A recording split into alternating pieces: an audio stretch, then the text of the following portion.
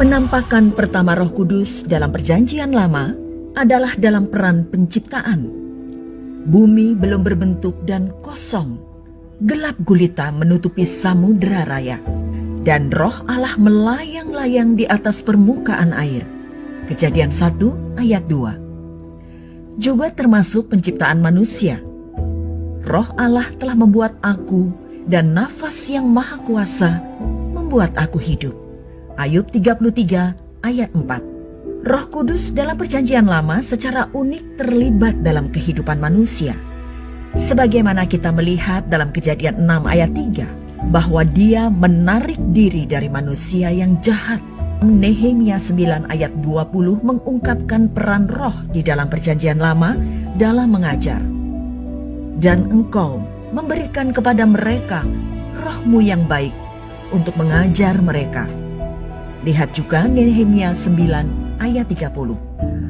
Roh Kudus juga mengajar dalam Ayub 32 ayat 8 dan Mazmur 143 ayat 10. Perjanjian Lama juga mengungkapkan bahwa Roh Kudus adalah manifestasi dari kehadiran Allah ketika Daud mengakui dosanya. Dia memohon kepada Tuhan, "Janganlah membuang aku dari hadapan-Mu, dan janganlah mengambil Roh Kudus-Mu daripadaku."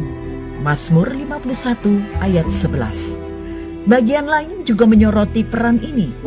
Misalnya, Mazmur 139 ayat 7 dan Hagai 2 ayat 4 hingga 5. Roh Kudus juga memperdayakan individu-individu di dalam Perjanjian Lama untuk melaksanakan rencana ilahi. Perbuatan perkasa Simson dilakukan ketika Roh Tuhan menguasainya dengan perkasa. Hakim-Hakim 14 ayat 6 dan lihat juga 15 ayat 4. Masih banyak contoh lain. Misalnya karya Roh dalam diri Yusuf, Kejadian 39 ayat 2. Musa dan 70 tua-tua Israel, Bilangan 11 ayat 17. Gideon, Hakim-Hakim 6 ayat 34. Daud, 1 Tawarik 28 ayat 12, dan banyak lagi yang lain. Ketika tugas itu selesai, Roh Kudus akan meninggalkan orang itu. Ini berbeda dengan peran Roh Kudus saat ini yang mendiami orang percaya dan tinggal bersama mereka selama-lamanya. Yohanes 14 ayat 16. Peran penting terakhir mengenai Roh Kudus dalam Perjanjian Lama adalah hubungannya dengan Mesias. Jauh sebelum kedatangan Yesus Kristus, para nabi berbicara tentang Mesias sebagai seorang yang akan memiliki roh Allah di atasnya.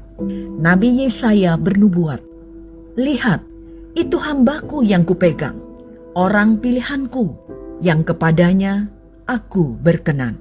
Aku telah menaruh rohku ke atasnya, supaya ia menyatakan hukum kepada bangsa-bangsa."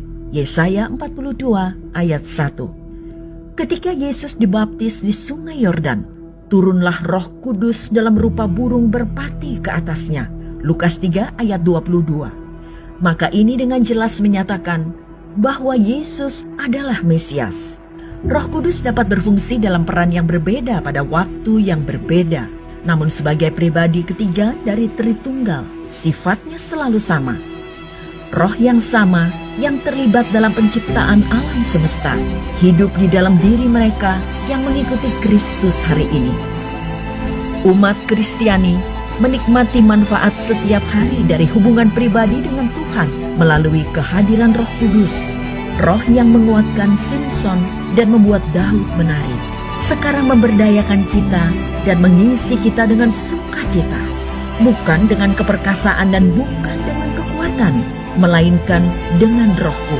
Firman Tuhan semesta alam, Zakaria 4 ayat 6. Berbeda dengan pendiamannya dalam Perjanjian Lama yang bersifat selektif dan sementara. Pendiaman Roh Kudus di Perjanjian Baru atas orang-orang percaya bersifat permanen. Seperti yang dikatakan oleh Yesus mengenai pelayanan Roh Kudus dalam Yohanes 14 ayat 17. Dunia tidak dapat menerima dia, sebab dunia tidak melihat dia dan tidak mengenal dia. Tetapi kamu mengenal dia, sebab ia menyertai kamu dan akan diam di dalam kamu.